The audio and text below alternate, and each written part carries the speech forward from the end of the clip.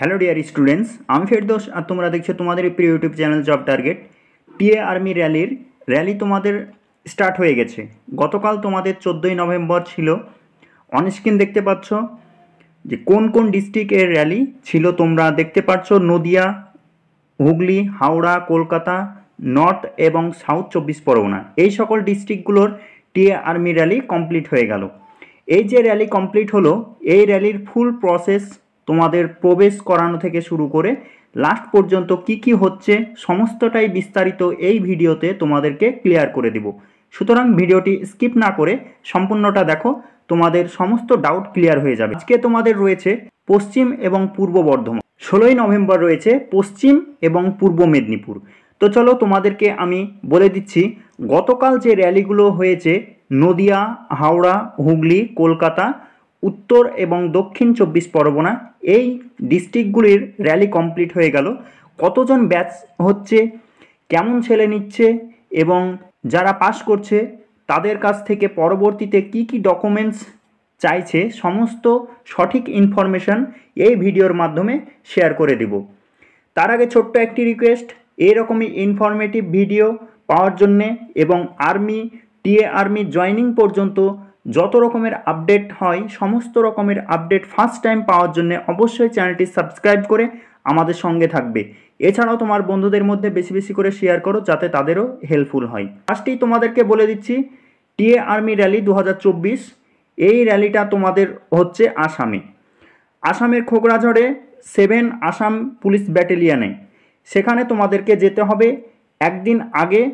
তোমরা যদি বাড়ি থেকে দূরত্ব বেশি হয়ে যায় তাহলে সেখানে তুমি 2 দিন আগে যেতে পারো। আর তোমাদের যেদিন র্যালি আছে সেই দিন কিন্তু তোমাদেরকে ভোর 5টার সময় গেট ওপেন করে দেওয়া হবে এবং তোমাদের ফার্স্ট ব্যাচ সেকেন্ড ব্যাচের ব্যাপার রয়েছে, সেই অনুযায়ী তোমাদেরকে তার আগে থেকেই লাইনে দাঁড়াতে হবে। মিনিমাম তোমাকে 3টের দিকে লাইনে দাঁড়াতে হবে, তাহলে তুমি ফার্স্ট ব্যাচে হয়তো বা চান্স পেতে পারো, না হলে তোমরা 1-2 সময় লাইনে দাঁড়াতে পারো।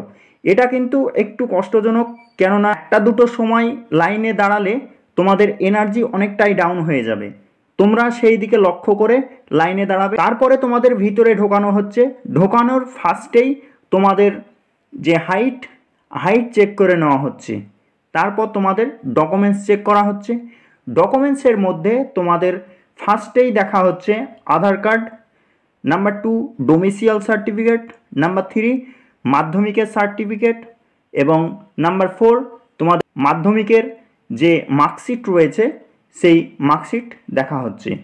তারপরে তোমাদের যে জিডির জন্যে আলাদা লাইন করানো হচ্ছে এবং টেকনিক্যালদের জন্যে আলাদাভাবে এবং ট্রেডম্যানদের জন্যেও তোমাদের আলাদাভাবে পার্ট করে ভাগ করে নেওয়া হচ্ছে। এর মধ্যে আবার এই ভাগ করার পরবর্তীতে আবার যাদের বয়স একটু বেশি তাদেরকে কিন্তু আলাদাভাবে লাইন করানো হচ্ছে এবং যাদের বয়স কম তাদেরকে কিন্তু আলাদাভাবে লাইন করানো হচ্ছে। এরপর নেক্সট তোমাদের ব্যাগ চেকিং করা হচ্ছে, ব্যাগে কোনো অবৈধ জিনিস আছে কি না। নেক্সট তোমাদেরকে গ্রাউন্ডে নেওয়া হচ্ছে। তোমাদের কিন্তু 50 জনের ব্যাচ হচ্ছে। এই সমস্ত আপডেটগুলো যারা টিএ আর্মি যারা পাস করে এসছে তাদের কাছ থেকে সংগ্রহ করা হয়েছে। আর 50 জনের ব্যাচের মধ্যে তোমাদের 7 থেকে 8 জন প্রার্থী পাস করছে। এক্ষেত্রে কিন্তু তোমাদের টাইমিং দেওয়া হয় না, যারা ফার্স্টেই ঢুকতে পারে এবং তারা যতজন নেবে ভাববে ততজন ঢুকে গেলেই টাইম আপ করে দিচ্ছে।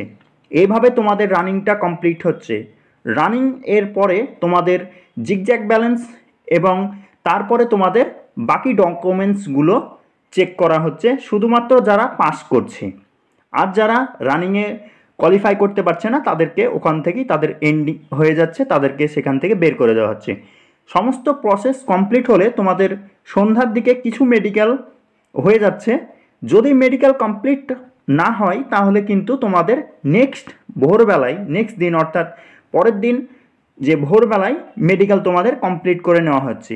মেডিকেলে যারা আনফিট হচ্ছে তোমাদেরকে রিমেডিকেল দেওয়া হচ্ছে এবং মেডিকেলে যারা ফিট হয়ে যাচ্ছে তাদেরকে কিন্তু এক্সামের ডেট দেওয়া হবে। এটি ছিল ফুল প্রসেস। এইভাবেই তোমাদের টিএ আর্মি র্যালি কমপ্লিট হচ্ছে। এই ছিল আপডেট। কেউ যদি বুঝতে না পারো অথবা কোনো জায়গায় ডাউট থাকে তাহলে অবশ্যই কমেন্ট বক্সে কমেন্ট করবে। যারা ফার্স্ট টাইম চ্যানেলে ভিজিট করছো এইরকমই ইনফরমেটিভ ভিডিও পাওয়ার জন্য অবশ্যই চ্যানেলটি সাবস্ক্রাইব করে আমাদের সঙ্গে থাকবে।